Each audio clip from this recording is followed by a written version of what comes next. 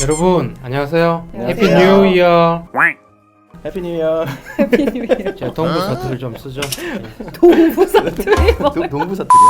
2019년이 끝났고 2020 새해가 밝았습니다. 따로 뭐 목표나 소망이 있으실까요, 두 분? 뭐 그냥 건강하게 우리 또 시작했으니까 유튜브 우리 채널이 세계대전이 그래도 좀 올라갔으면 좋겠습니다. 네. 저는 한 3개 정도 목표를 갖고 시작을 하는데, 한 개는 이번 저희 채널이 좀 잘 돼서 올해는 한 10만 갔으면 좋겠어요. 아, 네. 10만. 새해가 밝았다는 거는 본격적인 연말정산이 시작됐다는 거겠죠. 그래서 이번에는 연말정산 시즌 3편을 준비했습니다. 제 1편은 이제 저희가 연말정산의 개념에 대해서 설명을 드렸고, 2편은 이제 부양가족, 그리고 기부금, 월세, 카드 세액공제에 대해서 알아봤었잖아요. 그래서 3편에는 이제 우리의 삶과 이제 뗄 수 없는 영역이죠. 의료비와 이제 교육비 공제 부분에 대해서 오늘 알아보도록 하겠습니다. 1, 2편을 안 보신 분들은 반드시 정주행하고 3편을 보시기 바랍니다. 아플 때 굉장히 서럽잖아요. 근데 다 이 나라에서는 병원비로 사용한 돈은 소득이 아니다 이래가지고 의료비를 공제를 해주거든요. 그래서 의료비 세액 공제는 꼭 챙기셔야 할 부분입니다. 권혜 기사님 요즘 건강이 조금 괜찮으세요? 아주 좋습니다. 술 잘 먹고 있고요. 예. 아니 근데 갑자기 또 물어보시니까. 자꾸 두 분이 제가 얼굴이 작게 나온다고 좀 앞으로 가라 그러니까 그게 대화가 잘 안 되잖아요. 여기 내 뒤로 제가 가세요. 자꾸 튀어나와 있으니까. 하면서는 너무 차이가 나서 그래도 조금. 저 머리 키워주세요. 근데 우리가 신용카드를 총 급여의 25%를 사용해야지 반드시 공제를 해주는 것처럼 의료비 역시도 본인 급여의 3% 이상을 사용하셔야지 그때부터 사용한 의료비의 15%가 공제가 됩니다. 그리고 난임 시술의 경우에 20% 공제가 됩니다. 근데 저출산이 문제인데 20%만 해줄 게 아니라 이거는 한 최소한 뭐 한 80% 이상 100% 정도 해줘도 될 것 같습니다.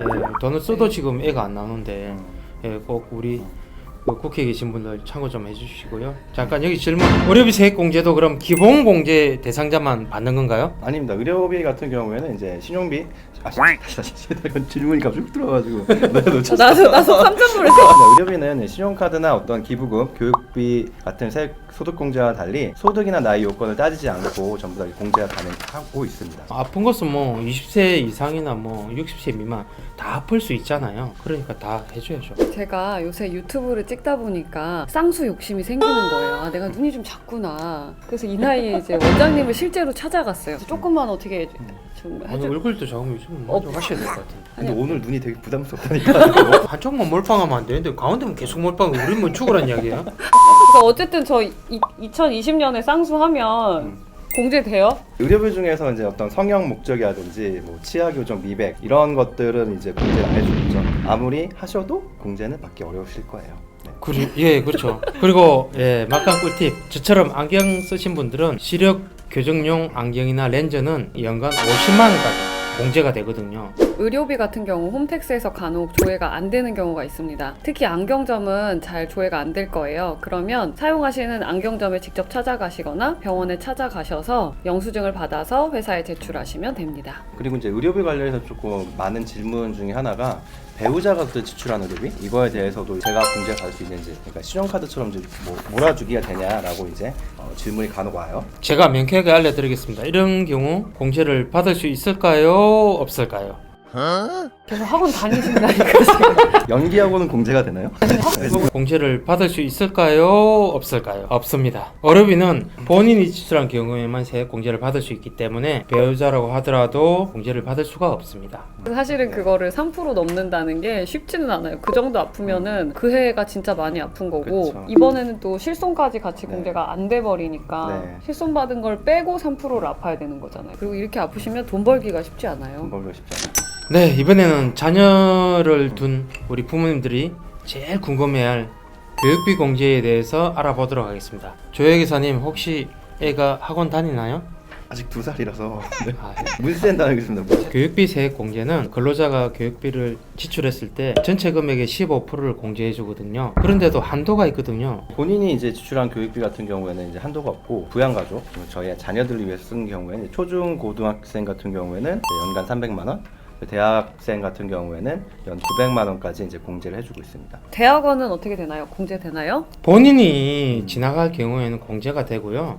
자녀가 진학할 경우에는 공제가 안 됩니다. 음. 대학까지는 공제를 해주고 대학원은 이제 이때까지 키워줬으니까 네가 좀 알아서 좀 해라 이거죠. 대학원까지 어떻게 다 공제를 해주나요? 맞아요. 그렇죠. 이건 좀 다른 얘기인데 네. 저희 아버님이 저를 이제 대학까지 잘 보내고 주고 이렇게 유튜브도 하게 잘 키워주셨는데 저희 애도 요새 키워주고 계세요. 훌륭하시네요. 이제 너무 아버님이 고생하시는데요. 취미생활로 네. 주말에 이제 아코디언하고 드럼을 배우세요. 예. 그러면 요새 자꾸 드럼 사달라고 해가지고 비싸. 근데 네. 아버님이 예.